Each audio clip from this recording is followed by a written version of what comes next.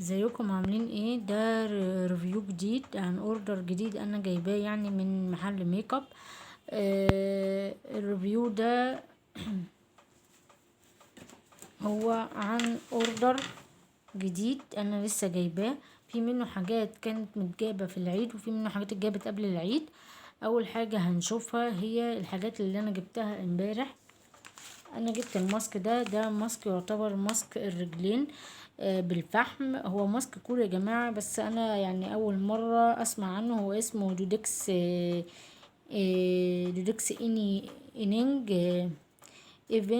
دودكس ايفنج فوت ماسك بالفحم. زي ما مكتوب اهو. ده استعماله.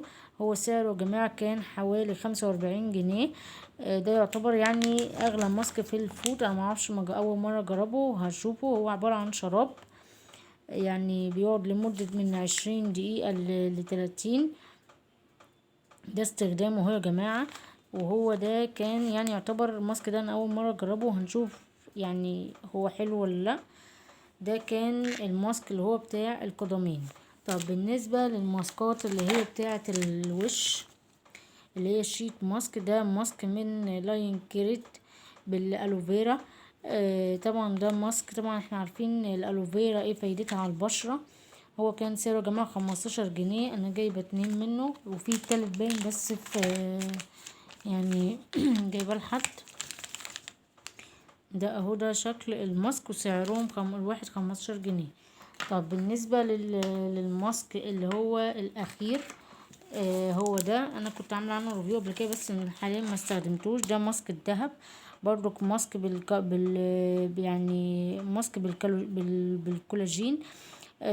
في سيرم بتاعه. هو ماسك حلو يا جماعه. انا ما استخدمتوش بس هو لسه هستخدمه. اقول رايي فيه. هو سعره 35 جنيه.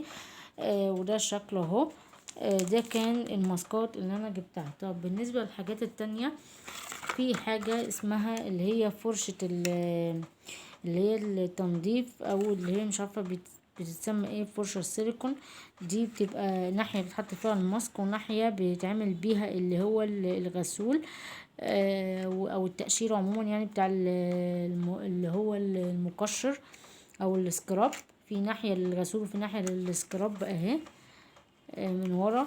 هو سعر طبعا عشان هي بتاعت حد فانا مينفعش افتحها. هو سعره 17 ونص. وده شكلها يعني. طب بالنسبة بقى للحاجة الجديدة اللي انا جبتها، هي بتاعة اللي هي الشفايف، اللي هي فرشة الشفايف. برضو سيليكون، في ناحية ناعمة وفي ناحية خشنة، اللي هي لتدليك الشفايف عموما. بصراحة هي دي سعرها كان حلو جدا. سعرها 8 ونص يا جماعة. مش عارفة باينة ولا لا. سعرها 8 ونص. انا جايبة 2 منها. هي شكلها حلو. للأسف ما كانش فيها الا اللون ده. بالنسبة للترطيب الشفايف، طبعا انا جبت اللي هي الزبدة دي زبدة بجوز الهند. هي دي طبعا مش بتاعتي، بس انا هوريكم شكلها من جوه اهي. هي شكلها ابيض زي اي زبدة. طب بكام يا جماعة؟ ب15 جنيه. وده اللي هو شكل الباكج بتاعها. طب الزبدة بقى اللي انا جبتها اللي انا بحبها وبتدي لون، هي الزبدة دي. انا مش عارفة، انا كنت عاملة عنها ريفيو قبل كده. الزبدة دي انا مش عارفة دي يعني النوع الفاكهة بتاعتها ايه، مش فاكراها الصراحة. بس هي زبدة حلوة جدا. هي زبدة اللي هي بتدي اللون اللي هو الاحمر ده. تعتبر زي الروج السحري كده اهو. ده شكلها اهو بعد الاستخدام طبعا. يعني هي باينة اهي حتى انها فيها لون احمر. بصراحة بتدي ترطيب عالي جدا على البشرة. وكان سعرها يا جماعة 20 جنيه. مش عارفة باينة ولا لأ.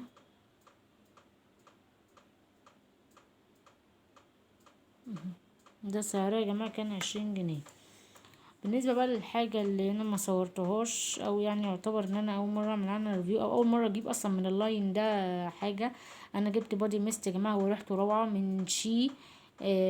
هو بودي ميست ريحته روعة جدا. ده اصغر بودي ميست انا جبته، يعني اول مرة اجيبه. سعره كان 25 جنيه. فبصراحة ريحته مميزة جدا. انا لسه زي ما انتم شايفين لسه ما استخدمتوش اهو، لسه جديد. الحاجة التانية بقى اللي انا جبتها او اتعمل عنها ريفيو قبل كده بس انا اول مره اجيبه، هو اللي هو اللي هو مثبت الميك اب ده من مايت سينما. هو مثبت ميك اب بصراحه جميل جدا. النوع ده يا جماعه بالذات نوع حلو جدا. انا استخدمته يعني عن تجربة، كنت مسافرة يعني واستخدمته، كان بصراحة بيثبت المكياج، وهنحتاجه كتير في الصيف جدا طبعا لان المكياج بتاعنا بيسيح.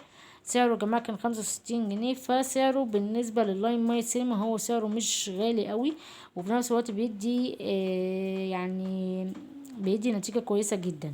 وده كان المثبت والبادي ميست. طب بالنسبة برضك الحاجة بتاعة التنظيف، هي دي اللي هي بتنظف البشرة، دي برضو جميلة جدا. ودي بتاعة الأنف، دي يعني أنا بصراحة ما بستغناش عنها في الغسول، أنا جايباها لحد بس أنا ما بستغناش عنها في الغسول بتاعي. بصراحة بتعمل ترطيب، بتعمل يعني يعني مثلا لو حبيتي تعملي مثلا يعني زي تقشير لبشرتك، دي بتبقى كويسة جدا عن الفرشة الكبيرة. بصراحة سعرها 7.5 يا جماعة، وبصراحة بتعمل مفعول رائع. طب بالنسبة للحاجة التانية او اخر حاجة، هو ده كحل يا جماعة من توتو استوديو، من تاتو استوديو. ده شكله يا جماعة فيه اشكال تانية. هو سعره عامل 45 جنيه. بصراحة انا جربته عشان انا كنت حاسة ان هو يعني مش هيطلع حلو، بس بصراحة طلع حلو، هو جميل يعني. هو ده شكله يا جماعة، هو فلوماستر اهو، ده شكله، شكل القلم اهو. ده سعره يا جماعة 45 جنيه، يعني يعتبر سعره مش غالي قوي.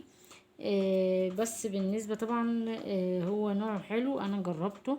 ومش اول مرة استخدم القلم الفلوماستر، انا استخدمته كتير، يعني انا استخدمته مرة وكنت جايباه.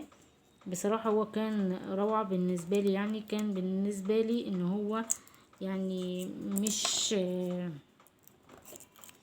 مش وحش. وده كان الاوردر يعني اللي انا جبته. وبرضو هصور لكم اوردر انا لسه جايباه خلال الشهر ده من ماي واي، هصوره لكم واوريكم الريفيو بتاعه. وده كان الاوردر بتاعنا بتاع النهارده من الميك اب اللي انا جبته. بصراحة هو يعني اوردر بسيط مش كبير قوي. الحاجات دي، في حاجات منها انا كنت جايباها قبل العيد، وفي حاجات كنت جايباها بعد العيد، زي اللي هي الماسكات دي، وزي اللي هو زيت الكاكاو، واللي هي مجموعة الفرش اللي انتوا شفتوها اللي هي بتاعة التنظيف. اما التلاتة دول والزبدة انا كنت جايباها قبل العيد او خلال العيد يا جماعة، كان سعرهم مناسب، كل حاجة طبعا سعرها مناسب، بس على حسب الحاجة اللي انت بتشتريها. فاتمنى ان الريفيو يكون عجبكم، واتمنى ان انتوا تفعلوا زر الجرس والسبسكرايبس وتشتركوا في القناة. واتمنى ان انتوا تتفرجوا على الديسكريبشن بوكس، لان بيبقى فيه لينكات عن الريفيوهات اللي انا عملتها قبل كده، سواء عن ماي واي او مشترياتي من العناية بالبشرة. بتمنى انها تعجبكم، وشكرا لكم.